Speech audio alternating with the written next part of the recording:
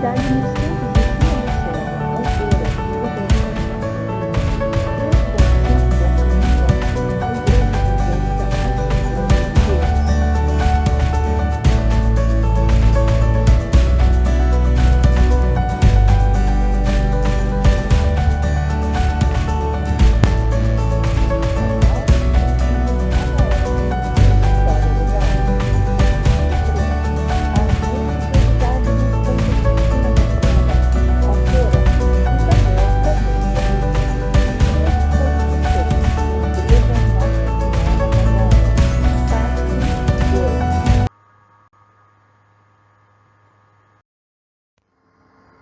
Canal YouTube HL História Legal. Capítulo 3. A religiosidade nos campos de cima da serra. Autora Isabel Carneiro de Almeida. 3.3. A Igreja Nossa Senhora de Fátima. Parte 5.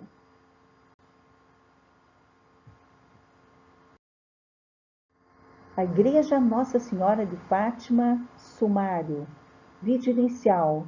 2. Sujeitos da história. 3. Entrevista Frei Ivanildo Luiz Ugno. 4. Bibliografia. 5. Agradecimento. 6. Créditos.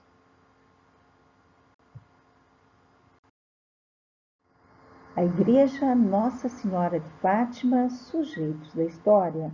Frei Ivanildo Luiz Ugno, doutor em teologia. Então, aí nós trazemos a entrevista nesse vídeo com o Frei Ivanildo Luiz Ugno, né? Que ele é doutor em teologia, estudou também na Europa, é uma pessoa muito estudada e que escreveu um livro belíssimo e muito bem escrito, muito bem produzido, Frades Menores Capuchinhos no Rio Grande do Sul, 1896-2021. O Frei Ivanildo Ugno, então, escreveu em 2022, né, editou em Caxias do Sul pela editora São Miguel, a primeira edição, esse belíssimo livro que ele, inclusive, autografou durante a entrevista para nós. É assim de uma preciosidade, né? Porque ele conta aqui, ele faz um estudo, né? Da história que conta a participação dos freis capuchinhos, né? No Rio Grande do Sul. Então, nesse vídeo, ele vai fazer para nós um resumo, assim, um resumo bem sucinto, né? Porque, claro, se fosse se aprofundar, o vídeo daria muito longo, né? E, então, assim, existe esse livro, tem na Paróquia Nossa Senhora de Fátima, e acredito que através da Paróquia Nossa Senhora de Fátima, se alguém quiser adquirir, eu acredito que consiga. É um livro belíssimo, muito bem produzido, com fotos muito interessantes, e ele faz um resumo da participação dos freis capuchinhos aqui nos campos de cima da serra. Mas ele contextualiza a origem, de onde vem, né? Menciona locais como São Paulo, como Viamão. Ele faz assim, conta toda uma história contextualizando as origens, de onde vieram, de onde surgiu, né? Então, isso que é muito importante. E ele procura resgatar a identidade das etnias indígena e preta, né? Que são duas etnias que realmente, o índio, em primeiro lugar, é o elemento étnico originário da terra, né? E o preto que veio depois, infelizmente, né, como um braço da escravidão, do movimento do movimento que houve da vinda de milhões de escravos para o Brasil, e não poderia ser diferente, né? Também vieram para a Vacaria levas de escravos negros para a Vacaria, né? Nos tempos iniciais da colonização aqui dos campos de cima da serra. Então, claro que a gente sabe que a escravidão é uma ferida na nossa história, né? Assim como outras feridas que nós temos, né? A nossa história, eu já mencionei para vocês, inclusive na websérie do tradicionalismo, né? Que é uma história de dor, né? É uma história de dor, inclusive eu mencionei os lanceiros negros, né? Que participaram da Guerra dos Farrapos, porque se saíssem vitoriosos, eles seriam alforriados. E vocês lembram, né, que já foi contada essa história para vocês, quem vem seguindo o canal sabe, né, que na websérie O Tradicionalismo eu menciono a traição que houve com o grupo dos lanceiros negros que participaram da Guerra dos Farrapos em prol dos estancieiros, né, que eram a favor, né, o Bento Gonçalves era o líder, e eram a favor, né, do separatismo, de separar o Rio Grande do Sul do restante do país, devido a vários problemas relativos à economia, né, que vocês devem estar lembrados. Então, isso comprova, né, que houve a existência de escravos aqui nos campos de cima da serra, porque os campos de cima da serra são estancieiros, inicialmente, né, que tomam posse através das sesmarias, né, e que vão conquistando esse território aqui, né? Eles vão se apropriando do gado que foi trazido pelos jesuítas, né, da banda oriental, das missões, dos 7 povos das missões, e esses estancieiros, eles vão tomando posse da terra doada pelo governo através das sesmarias e vão também tomando posse do gado que aqui há, né? E para manusear tudo isso, né, o elemento étnico negro virá como mão de obra, né? Como mão de obra.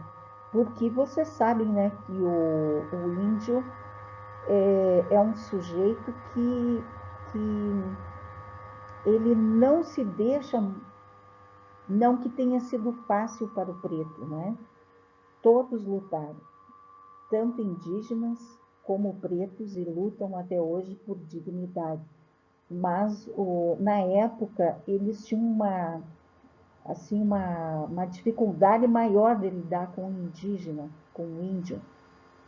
E então, né, foram em busca da etnia preta como mão de obra aqui nos campos de cima da serra.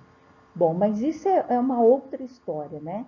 Mas eu quis trazer isso para mostrar para vocês o contexto, né, de que Frei Ivanildo Luiz Zugno vai trazer na sua entrevista. Ele vai trazer um pouco dessa história, né, que envolve brancos, negros e índios nos campos de cima da serra, e sendo aí organizados, talvez pudéssemos dizer, orientados, organizados, catequizados, pacificados, talvez, com a ajuda dos freis capuchinhos. Então, é toda uma história que existe o lado bruto, o lado cruel, mas também existe aquele lado da religiosidade, da fé, da construção, né, que começa com recursos, parcos recursos, né, e que acaba construindo uma comunidade como é hoje, tá? Aqui nos campos de cima da serra, tem vários municípios e Vacaria é considerada a rainha do Planalto, né? Como diz a capa do livro do querido professor José Fernandes de Oliveira.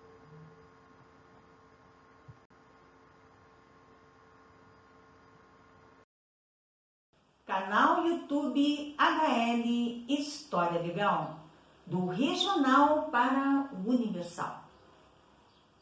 Do extremo sul, no Rio Grande do Sul, Brasil, para o extremo norte, para o Oriente, para o Ocidente, para o centro das Américas, para o coração do planetinha. Então nós estamos aqui mais uma vez com vocês para fazer esse vídeo inicial que vai encaminhar o último vídeo sobre a Igreja Nossa Senhora de Fátima. Nesse vídeo o que nós vamos trazer é a entrevista com o autor desse maravilhoso livro. Esse livro é Frades Menores Capuchinhos no Rio Grande do Sul, 1896-2021. E ele conta, então, o autor é Frei Ivanildo Luiz Zugno, né, que é o nosso entrevistado. O Frei Ivanildo atualmente mora em Brasília, né? Nós tivemos uma pequena conversa com ele em Porto Alegre. Depois nós tivemos agora uma entrevista, né, onde nós trazemos ele para falar sobre, resumidamente, mas que não é fácil, a participação dos freis capuchinhos. Então nós temos aqui São Francisco de Assis, que é a ordem dos franciscanos, da ordem dos franciscanos, originou a ordem dos capuchinhos, que são muito atuantes aqui em cima, nos campos de cima da serra, em Vacaria, Rio Grande do Sul, Brasil.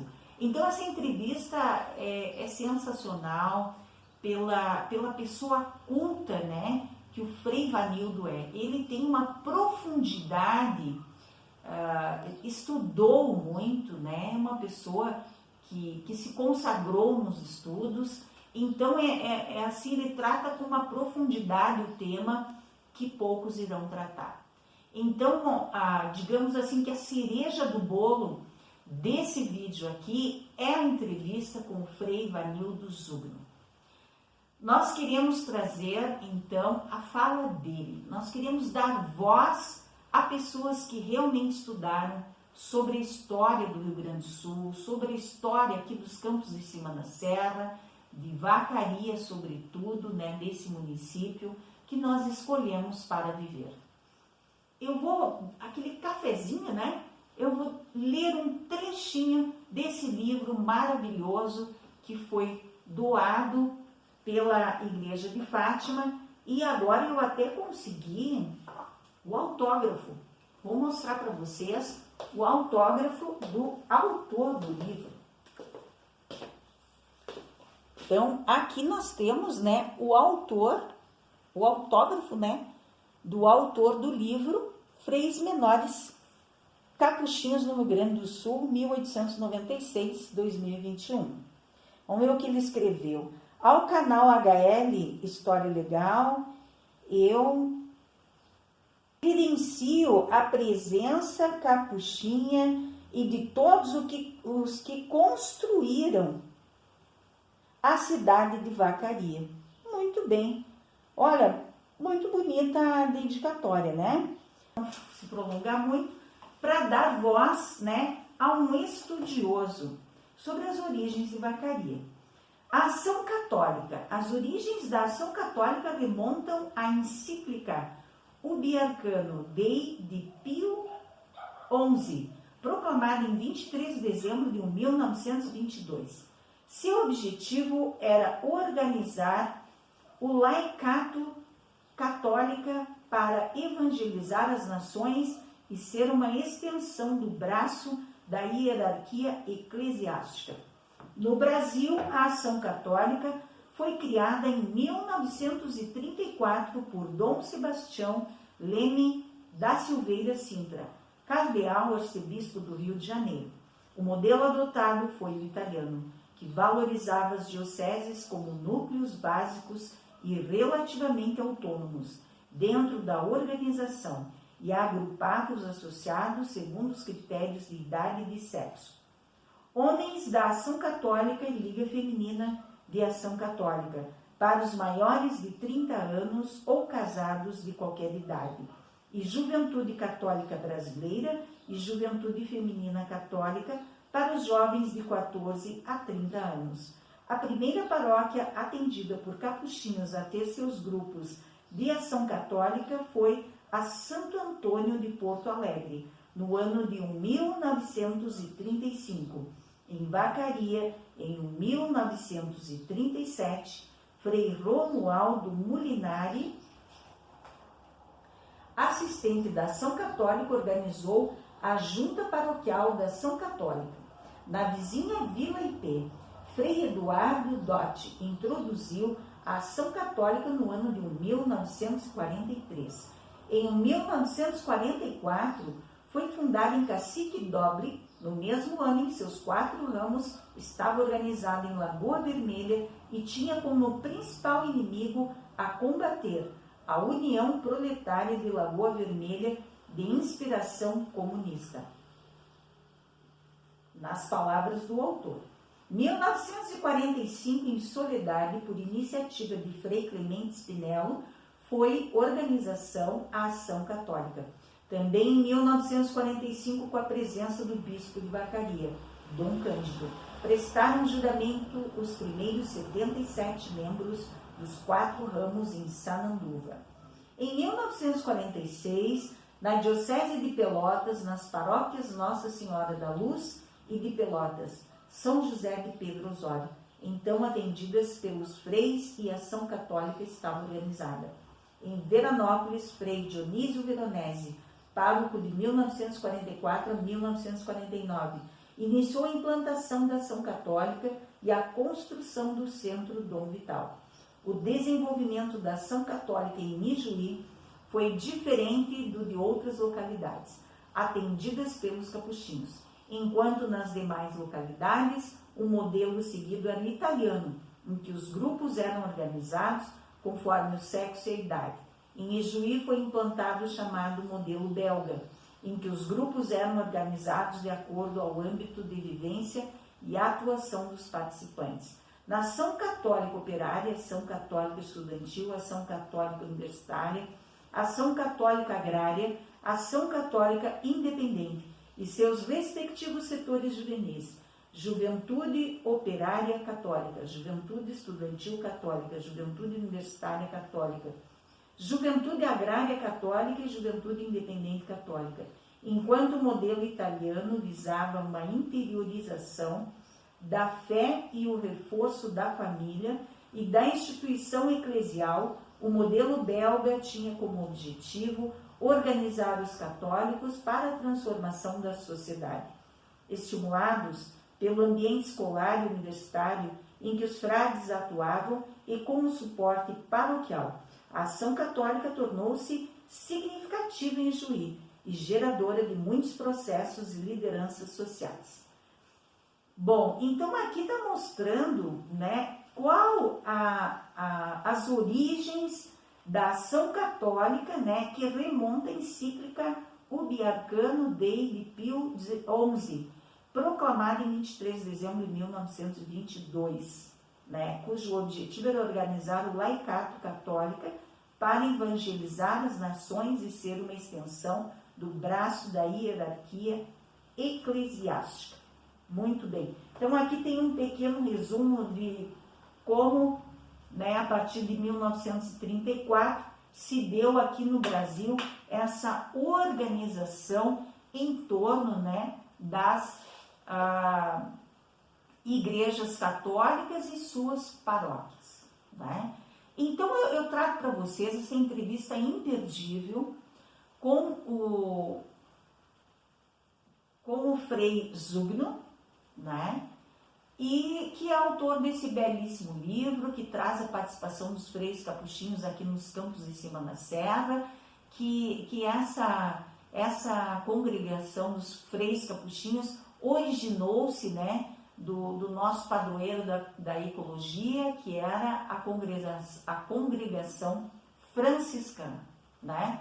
Então, gente, fique com esse vídeo que está imperdível, né? Não tomaremos tanto tempo, porque vocês têm muito a beber, né, desse vinho divino que é o conhecimento, essa taça, né, de vinho do conhecimento que o Frei Zugno trará para vocês, encerrando o subcapítulo A Igreja Nossa Senhora de Fátima, né, da websérie A Religiosidade nos Campos de Cima da Serra.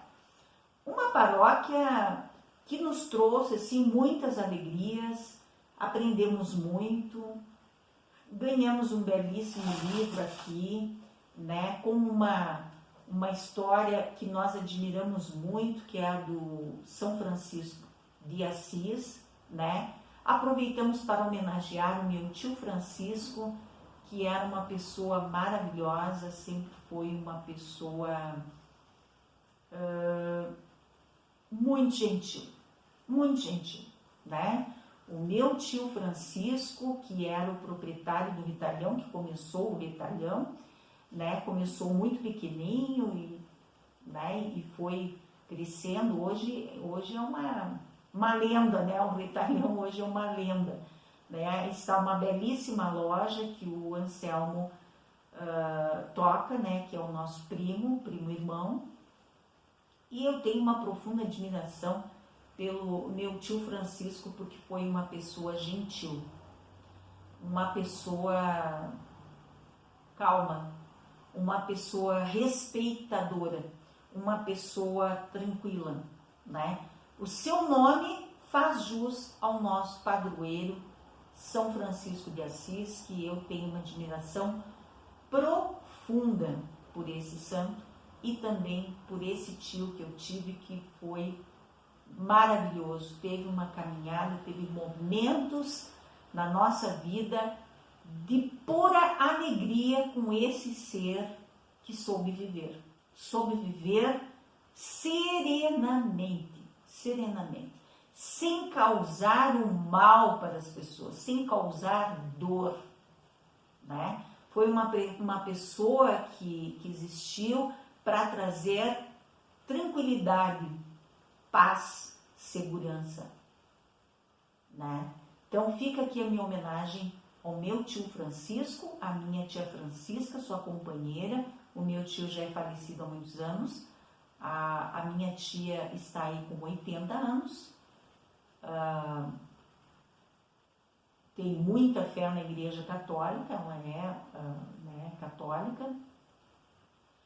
E fiquem então com esse vídeo que encerra essa paróquia Nossa Senhora de Fátima, que é um ícone para a nossa comunidade vacariense, aqui nos Campos de Cima da Serra.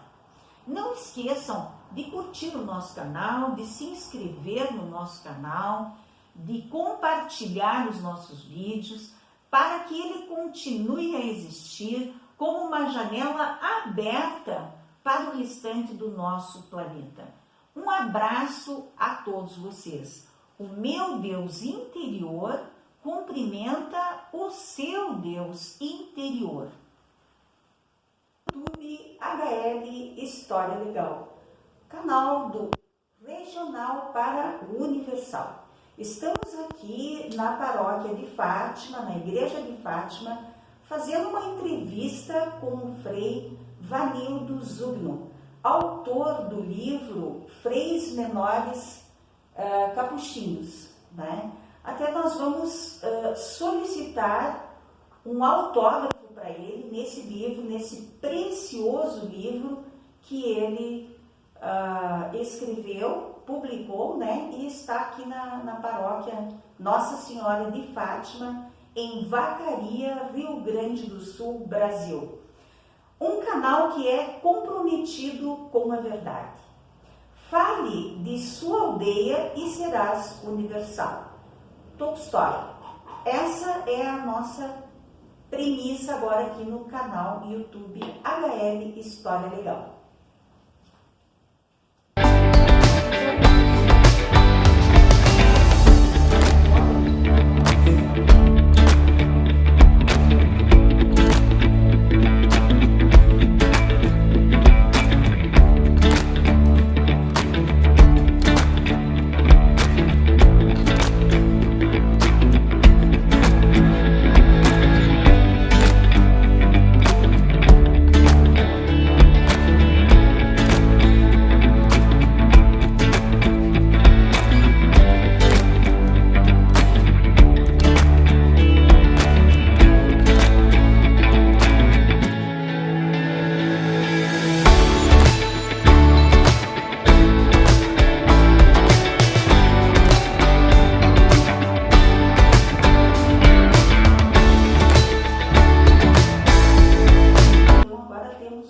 Autografado, mostrar para vocês esse belíssimo livro, né? Frades Menores Capuchinhos no Rio Grande do Sul, 1896-2021, do Frei Vanildo Luiz Zugno. Muito interessante esse livro, né? Estou lendo. Frei, o senhor poderia começar se identificando, né? Então, saudações a todos e a todas que nos acompanham aqui no canal História Legal. Eu sou Frei Vanildo Luiz Zugno, sou frade menor capuchinho aqui da província do Rio Grande do Sul. Eu nasci no então município de Veramalpes, hoje município de Vila Flores, aqui em Costa Superior do Nordeste. E durante muito tempo residi em Porto Alegre. E hoje estou residindo em Brasília e a minha atividade como frade foi praticamente ligada à formação teológica. Sou professor de teologia, atuando em diversas áreas, principalmente na área de teologia e história. Minha formação é no campo da filosofia e da teologia. Eu fiz a graduação nas duas áreas aqui no Rio Grande do Sul. E depois fiz o mestrado em Teologia na França e o doutorado aqui na Escola Superior de Teologia em São Leopoldo, no Rio Grande do Sul. E tenho atuado tanto no mundo acadêmico como na formação de liderança das comunidades populares, inclusive com algumas presenças, participações aqui na Diocese de Vacaria. O meu conhecimento a respeito de Vacaria, ele se dá pela pesquisa histórica. Eu nunca residi aqui na região, várias vezes estive tanto em Lagoa Vermelha, como aqui, como em outros municípios da região, mas nunca residi propriamente nesse local. Então, meu conhecimento é acadêmico, é quem desde fora, através da documentação, chega ao conhecimento daquilo que aconteceu e da realidade de hoje. Então, esse é um pouco a minha abordagem. Não é uma abordagem de quem fala a partir de dentro, mas é uma abordagem de quem fala a partir de fora, olhando de fora da realidade. Mas com muita pesquisa de fontes primárias. Por exemplo, aqui em Vacaria, eu tive pesquisando nos arquivos da Diocese de Vacaria, algumas das documentações que são fundamentais para todo historiador, que são chamados livros tombo, e os livros de registros da Diocese de Vacaria, das paróquias Nossa Senhora de Oliveira, que é a atual Catedral de Vacaria, e da paróquia de Lagoa Vermelha, a paróquia de São Pedro de Lagoa Vermelha, que no seu princípio chamava Paróquia Espírito Santo, depois foi mudado para São Pedro. E depois, posteriormente, também a paróquia de Ibiraiaras, que era o espaço geográfico que me interessava na minha pesquisa, que o meu trabalho de doutorado foi sobre a presença dos freis capuchinhos aqui na região dos Campos de Cima da Serra. Então, essa é a perspectiva a partir da qual eu faço o meu trabalho de pesquisa histórica. Então, como o senhor definiria assim, como foi a vinda dos freis capuchinhos para a vacaria? A vinda dos freis capuchinhos franceses para a vacaria, ela tem uma particularidade muito interessante.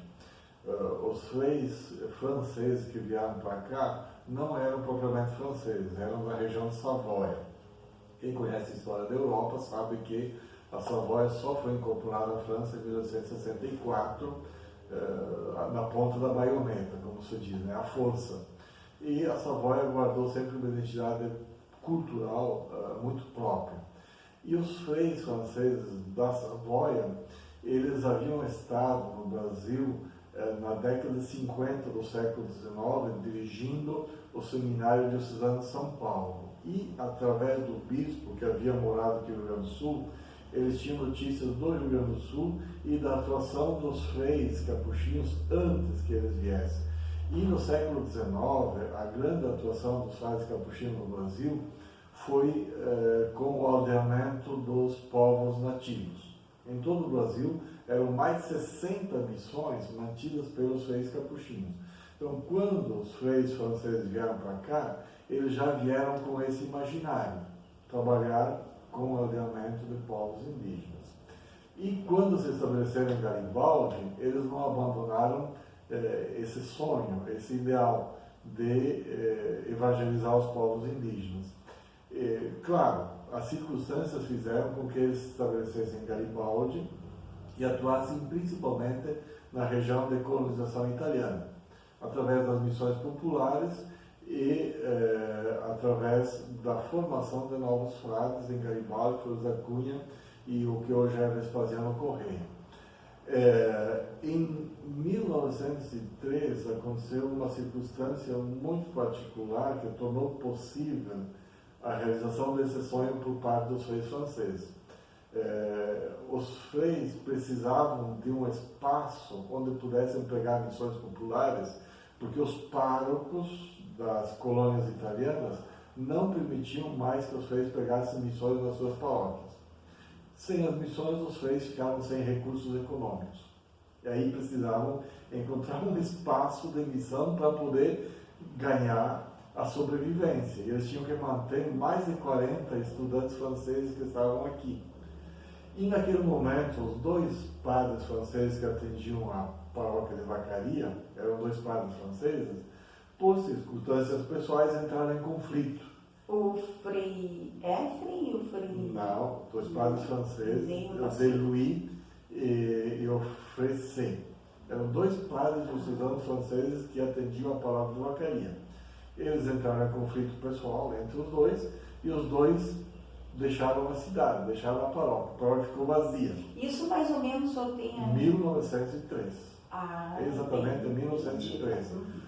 O diretor da missão capuchinha, Frei Bruno de Gironé, viu ali a oportunidade de ter a solução para dois problemas. Primeiro problema, o espaço para os freis pregarem missões. Segundo, chegar perto dos povos indígenas que habitavam a região, concretamente a região da Lagoa Vermelha. E aí ele pediu, ofereceu para o bispo que os frades podiam atender a paróquia de Vacaria, a paróquia Nossa Senhora da Oliveira. E o bispo, que não tinha outra alternativa, concedeu temporariamente que os freis atendessem a paróquia de Vacaria, e aí vieram dois frades para cá, para atender a paróquia, e aquilo foi sendo prorrogado, e os freis se estabeleceram em Vacaria, mas o olhar dos freis sempre está voltado para a Lagoa Vermelha.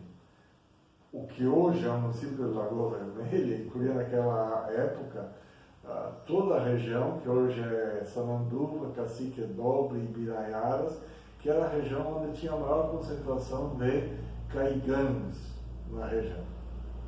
E os freis logo estabeleceram contato com o pároco de Lagoa Vermelha, o padre Caron, e se ofereceram para atender pastoralmente os indígenas. E em 1908, os freis passaram a residir em Lagoa Vermelha, até porque o padre Caron já estava velho, não tinha mais condições de atender a paróquia de Lagoa Vermelha. Os freis foram para ajudar no atendimento, claro, sempre com o consentimento do bispo de Porto Alegre, e que era a diocese de Porto Alegre, era todo o Rio Grande do Sul, e os reis passaram a atuar junto aos povos indígenas da região de Lagoa Vermelha. Então, podemos dizer com toda clareza, com toda certeza, que a vinda dos freis capuchinhos para a Vacaria teve essas duas motivações fundamentais. Primeiro, um espaço para fazer missões populares e, com isso, garantir a subsistência dos frades que aqui estavam. E segundo, um modo de atender os povos indígenas, concretamente aqui caiganos ou coroados, como eram chamados, alguns chamavam de botucudos, que habitavam a região do que hoje é o município de Sananduva, Cacique Doble e Biraiás. E deixa eu lhe fazer uma pergunta. Essa vinda desses freis, né, que o senhor disse que é da região de Savoia, né, foi determinada por algum governo, tem a ver com algum governo ou puramente com a igreja? Não, eles têm a ver com o governo francês. Com o governo francês? Com o governo francês. Por quê? No momento em que a região de Savoia, o Ducado de Savoia, como era chamado, foi incorporada à França, nele passaram a vigir as leis francesas. E as leis francesas estabeleciam que todas as propriedades dos religiosos passavam a ser propriedade do Estado. E a lei francesa impedia que os religiosos, incluindo os frades capuchinhos, pudessem manter escolas e hospitais. Ou seja, na Savoia, que agora passava a ser França, os freis não tinham espaço de atuação a não ser missões populares. E aí não tinham mais do que sobreviver. E em 1888, o governo francês publicou uma outra lei que estabelecia que todos os jovens, sem exceção, incluindo religiosos e padres, prestassem um serviço militar de 3 anos. E a única forma de não prestar esse serviço militar era para os franceses que fossem morar fora da França. Era um modo do governo da França estimular os franceses a irem para as ditas colônias francesas, ou ir para o estrangeiro para marcar a presença francesa, que estava perdendo espaço para os ingleses e norte-americanos. E aí os freis não tiveram outra alternativa a não ser mudar, transferir a formação de todos os jovens frades franceses para fora da França. A província de Savoie, junto com a província de Lyon, transferiram os estudantes noviços, estudantes de filosofia e teologia, para o Império Otomano. É algo surpreendente, porque o Império Otomano, mesmo sendo um império muçulmano, garantia a liberdade religiosa. E os reis se estabeleceram num lugar que hoje é próximo à capital do Líbano, Beirute, uma cidadezinha chamada Gazi. Só que lá as condições econômicas eram muito difíceis, porque o Império Otomano estava em crise econômica, a inflação era alta e os reis não tinham de onde tirar os recursos para manter os estudantes lá. A alternativa foi buscar outro lugar, e o lugar que se ofereceu naquele momento foi o Brasil, e concretamente o Rio Grande do Sul, porque aqui, a década de 90 do século XIX, foi a época da grande migração da Europa para o Brasil. A migração italiana, numericamente mais incrementada, foi a década de 90. O início da imigração italiana foi 1800... Então isso é 1800 e alguma coisa, né? 1875 tem a Alemanha, né? 1825 a imigração alemã, 1875, mesmo que tenha sido 74, a imigração italiana. Mas o grosso da imigração italiana e polonesa foi a partir de 1890. E não tinha padre para atender os imigrantes. Então o bispo suplicava às congregações europeias que mandassem padres para cá. E houve uma conjunção de fatores. Na Europa, os religiosos não tinham mais o que viver, e aqui havia necessidade de presença de religiosos. Então, juntou uma série de fatores que fez com que muitas congregações religiosas viessem para cá. Concretamente, aqui para a Vacaria, vieram os freis em 1903, em seguidinha vieram as irmãs de São José, E em seguidinho, uma história que quase ninguém conhece, vieram os irmãos vassalistas, em 1907. Ah, sim. Os irmãos vassalistas que ficaram aqui apenas 6 meses. Foram embora por uma série de circunstâncias e vieram os irmãos maristas, que até recentemente tinham um colégio aqui em Vacaria. As irmãs de São José não tem mais colégio, mas ainda mantém um hospital. Isso é do início do século XX. Foi na mesma onda, vieram capuchinhos, irmã de São José e os irmãos vassalistas e depois os maristas. Foi todo um movimento da igreja que buscava ocupar espaço depois da proclamação da República e a consequente separação entre igreja e Estado. O senhor podia nos dizer a diferença assim, entre os maristas, os lassalistas e os franciscanos? É um tema comprido, né? Não, mas assim, Ou bem seja, simplório, né, digamos. Cada congregação religiosa tem um carisma próprio, um objetivo para o qual foi criado. No nosso caso, franciscanos capuchinhos, foi uma congregação religiosa, uma ordem, no nosso caso, que a gente chama assim, surgida no século XVI na Itália. E tinha como objetivo principal estar junto ao povo de forma direta, de forma simples. Por isso o capuchinho, por causa do hábito que vestiam, que é um hábito simples, sem nada de complicado e sofisticado. Isso é ligado ao São Francisco? É uma reforma dentro do movimento franciscano. Nós somos franciscanos capuchinhos. O ideal que inspira é São Francisco de Assis. Então nós temos essa inspiração, esse modo de ser a partir de Francisco de Assis. Lassalistas e maristas foram congregações que surgiram no século XVIII e XIX na França. E elas tinham como objetivo a educação. Elas são muito próximas. Lassalistas e maristas são muito próximas porque as duas surgiram a partir da necessidade de oferecer educação para as camadas populares da Europa daquele período. Por isso que muita gente confunde lassalista com marista, porque os dois trabalham com colégio. Uma foi fundada pelo São João Batista de La Salle, por isso lassalista, e os maristas foram fundados por Marcelino Champagnat. São Marcelino Champagnat. Então, mas o objetivo das duas é muito próximo, a educação. Por isso, onde tem lassalista, onde tem marista, tem escola ou universidade. E os franciscanos não? Não, o nosso trabalho sempre foi missões populares, a pregação de missões populares, confissões, ensino, formação teológica e atendimento aos doentes. Essa é a característica da atividade capuchinha. Vacaria, a paróquia de Vacaria, foi a primeira paróquia assumida por capuchinhos do mundo.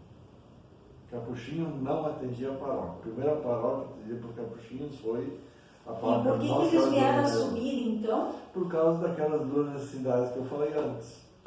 Uma, porque eles precisavam de um espaço que garantisse a pregação das missões, coisa que não era mais possível nas paróquias da região colonial italiana, e porque eles queriam se aproximar dos povos indígenas, porque na tradição capuchinha no Brasil, a atividade principal era o atendimento, a evangelização, a catequese dos indígenas, o que os fez realizaram em o que hoje é Lagoa Sananduva e Cacique Doble, entre 1910 e 1913, e 1919 e 1920.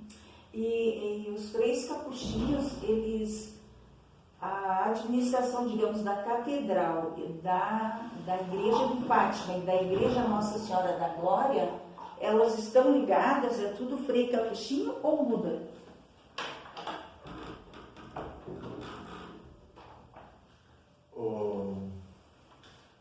Os freis, quando vieram para a Vacaria, atendiam a paróquia Nossa Senhora da Oliveira, que era da Diocese de Porto Alegre, porque naquele momento, em 1903, só existia uma diocese no Rio Grande do Sul, a Diocese de Porto Alegre. Todo o Rio Grande do Sul era uma só diocese.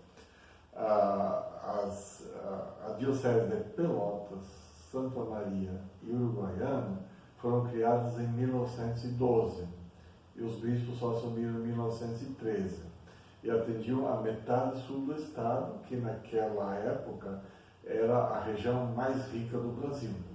Até a década de 30, a dinâmica econômica do que hoje é o Rio Grande do Sul era movida pela indústria da carne. E a indústria da carne era a metade sul.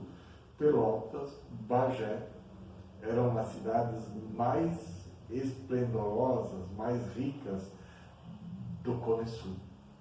Só perdiam para Buenos Aires e Rio de Janeiro. Se a gente for para Pelotas hoje, vê aquelas construções que são do início do século XX, fim do século XIX, que se inspiravam na França ou até mesmo eram trazidos da França ou da Inglaterra. Então, as três primeiras dioceses depois de Porto Alegre foram Pelotas, Santa Maria e Uruguaiana, e a região do que hoje é a Diocese de Vacaria continuava pertencendo à Diocese de Porto Alegre. A prelazia de Vacaria foi criada em 1936. 1936 porque era uma região que começou a ser ocupada pela segunda migração italiana. Quando os imigrantes vieram da Itália, se estabeleceram nas colônias velhas, Caxias, Bento Gonçalves, Garibaldi. Quando aquelas colônias ficaram cheias, começaram a ocupar mais ao norte. E, a partir de 1905, 1910, começaram a ocupar a região que hoje é Sananduva, Ibiraiaras, e foram subindo em direção ao que hoje é Marcelino Ramos, São José do Ouro, Maximiliano de Almeida. Ou seja, toda aquela região passou a ser invadida, literalmente, pela segunda leva de imigração. Saía das colônias velhas para esses espaços novos, que não eram novos, lá habitavam os povos indígenas, que simplesmente foram dizimados, literalmente, até com um episódio de guerra biológica lá no que hoje é Ibiraiaras. Levaram roupas contaminadas com varíola da Santa Casa de Porto Alegre e distribuíram para as mulheres indígenas para que elas não andassem nuas, supostamente. Mas eram roupas intencionalmente contaminadas. Triste isso, né? É triste, mas é a nossa história. Um extermínio dos povos indígenas que habitavam aquela região. E em 1920, os colonos saídos de Flores da Cunha simplesmente tocaram fogo, atearam fogo na escola que os freis tinham construído para a educação indígena no Rio Ligeiro. Chegaram lá e tocaram fogo, e os que não foram mortos foram expulsos da região, porque eles vinham das colônias velhas querendo derrubar os pinheiros para fazer madeira e plantar. Então, a história, a fundação das cidades dessa região do norte do Rio Grande do Sul foi feita à custa do sangue indígena. Com certeza. Com sobrenomes que até hoje estão aí presentes. Os grandes donos das serrarias que se fizeram ricos expulsando os indígenas das suas terras com a conivência do governo do Estado. Diga-se de passagem, né? É isso, agora mudou a matriz, já não tem mais serrarias e tal, né? Mas provavelmente quem tinha serraria agora tem outro negócio. Se tornou fazendeiro, né? Então é uma história que precisaria ser resgatada, né? Em respeito aos indígenas que foram massacrados e expulsos de suas terras e que hoje vagam por aí, inclusive aqui nas ruas de Vacaria, né? E os freis capuchinhos tentaram, ao menos, proteger os caigangues que moravam naquela região através desse espaço de educação indígena, como eles chamavam na época. Então, uma das razões da vinda dos freis para Vacaria foi essa, a aproximação com os povos indígenas que moravam aqui na região da Vacaria. E em 1936, quando foi criada a prelazia de Vacaria, o primeiro bispo foi Capuchinho, e os freis atendiam a maior parte das paróquias aqui da região, e a paróquia Nossa Senhora da Oliveira foi transformada em catedral da nova diocese. E os freis continuaram atuando lá até a década de 60, quando foi criada a paróquia de Nossa Senhora de Fátima, e os freis deixaram a catedral, foram tirados da catedral e vieram atender a paróquia Nossa Senhora de Fátima aqui nesse bairro, né? E continuava atendendo o Lagoa Vermelho, não mais na paróquia São Pedro, na paróquia Santo Antônio, em Biraiadas, e outras paróquias aqui da Diocese de Vacaria. Ou seja, a região de Vacaria, dos Campos de Cima da Serra, sempre teve uma presença muito grande dos capuchinhos, e talvez a presença mais significativa dos capuchinhos nessa região tenha sido na cidade de Bom Jesus. Que Bom Jesus os fez criar um colégio, que até hoje existe, só que hoje é uma escola estadual, onde se formou toda uma geração de professores e professoras, de educadores e educadoras, que serviram a toda a região dos Campos de Cima da Serra e até outras das regiões do estado. Era considerada a melhor escola de formação de professores do Rio Grande do Sul, o Colégio dos Capuchinhos de Bom Jesus, que foi passado para o estado lá na década de 70. Então, só um exemplo, né, de uma figura que saiu dessa formação capuchinha, é o professor De Boni. O professor De Boni foi durante muitos anos professor de filosofia na PUC, na URGS de Porto Alegre, depois na PUC, e formou toda uma geração de filósofos no Rio Grande do Sul. Ele é aqui de Bom Jesus, e o pai dele era o que administrava e dinamizava a criação do Colégio dos Capuchinhos de Bom Jesus. Então, essa contribuição fantástica dos capuchinhos aqui na região dos Campos de Cima da Serra, que foi na área da educação, com a escola em Bom Jesus.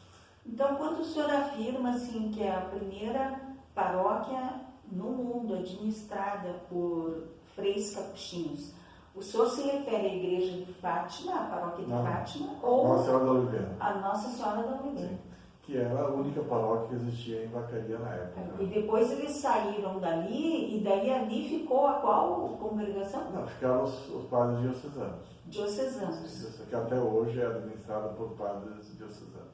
Por isso que é catedral diocesana, né? Não tem nada a ver uma coisa com outra, né? Porque o bispo pode nomear qualquer um para ser o pároco da catedral, depende dele, né? É o bispo que nomeia.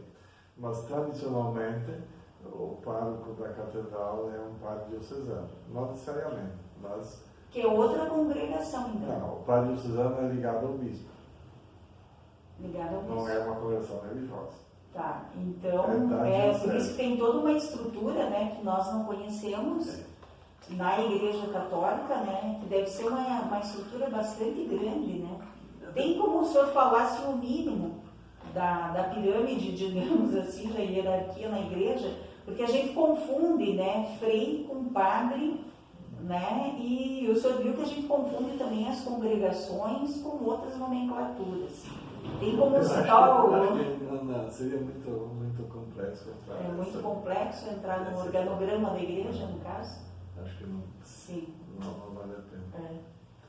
Não sei, algo mais? Bom, o senhor pode dizer algo que o senhor considera importante, assim, para nós colocarmos, porque eu vi que o seu vídeo provavelmente a gente vai usar também na websérie Educação nos Campos em Cima da Serra, porque o senhor está mostrando a origem aí das escolas, né? Então, provavelmente a gente vai utilizar nas duas aí, da igreja. Considero que, do ponto de vista histórico, a região dos Campos de Cima da Serra, ela tem uma particularidade dentro do Rio Grande do Sul, uma particularidade cultural que é a origem das cidades aqui dessa região. Ela tem uma origem diferente de todas as outras cidades. Por exemplo, pega a região da fronteira, Pelotas, Rio Grande, Bagé, elas foram fundadas, a presença portuguesa, ela veio a partir do Nordeste. Muita gente não sabe que Pelotas foi fundado por um cearense, Bagé foi fundado por um baiano. Ou seja, são coisas que deveriam ser resgatadas. E a região aqui dos Campos de Cima da Serra foi fundada por paulistas. Nós temos aqui em Vacaria a fazenda do Passo do Socorro, era de fundação paulista. Ausentes também eram fazendeiros paulistas. É a cultura que chegou aqui foi a cultura dos bandeirantes, que é diferente da cultura nordestina, que é diferente da cultura que veio do Rio de Janeiro, através da Coroa do Sacramento, que fundou Gravataí, Porto Alegre e Rio Pardo e toda essa região. Então aqui há uma particularidade histórica que precisa ser resgatada. E a região dos Campos de Cima da Serra, ela tem uma presença muito forte da cultura indígena e da cultura africana. Porque nas fazendas havia muitos escravizados que no momento da suposta abolição, eles permaneceram aqui. E é uma presença que até hoje muita gente não reconhece como sendo um componente histórico-cultural dessa região. É preciso resgatar para que a gente possa integrar e olhar para frente com tranquilidade. Porque o futuro só é construído quando nós a possibilidade, agradeço a oportunidade de estar aqui com vocês e desejo que o canal continue oferecendo esses materiais tão importantes, não apenas para a preservação, mas para o resgate e a construção da nossa história. Obrigado. Bom, então, nós vamos encerrar aqui a entrevista com o Frei Vanildo Zugno, né? E que está muito interessante, né? Até acreditamos que essa entrevista será colocada em 2 webséries, a da religiosidade nos Campos de Cima da Serra e a educação nos Campos de Cima da Serra, porque ele nos trouxe ali as questões da origem da educação aqui nos Campos de Cima da Serra. Não só em Vacaria, como em toda a região que abrange, né, os Campos de Cima da Serra.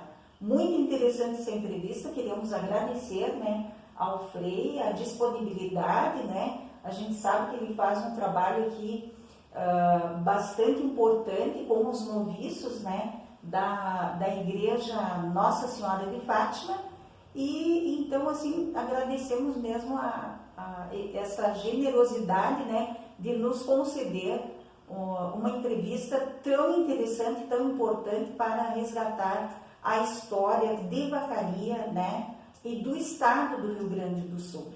Então, agradecemos, né, desde já. Muito obrigada a todos vocês. Canal YouTube HL História Legal, do regional para o universal. Um canal... Bibliografia. Frades Menores Capuchinhos no Rio Grande do Sul, 1896-2021. Zugno, Vanildo Luiz, São Miguel, Caxias do Sul, Rio Grande do Sul, 2022.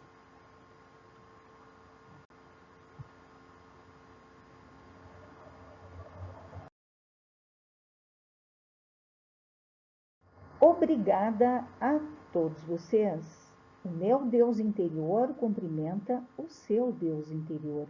Canal YouTube HL História Legal. Proprietária Isabel Carneiro de Almeida. E-mail historialegal2022@gmail.com. Instagram História Legal 2022. Não esqueçam de curtir, deixar o seu joinha e compartilhar o vídeo para que esse canal continue essa janela aberta dos Campos de Cima da Serra, no extremo sul do Rio Grande do Brasil, no estado do Rio Grande do Sul e, então, para o mundo, né? Do extremo sul da América, do extremo sul do Brasil, no estado do Rio Grande do Sul, para o restante das Américas e do mundo, do planetinha. Um grande abraço abençoado a todos vocês.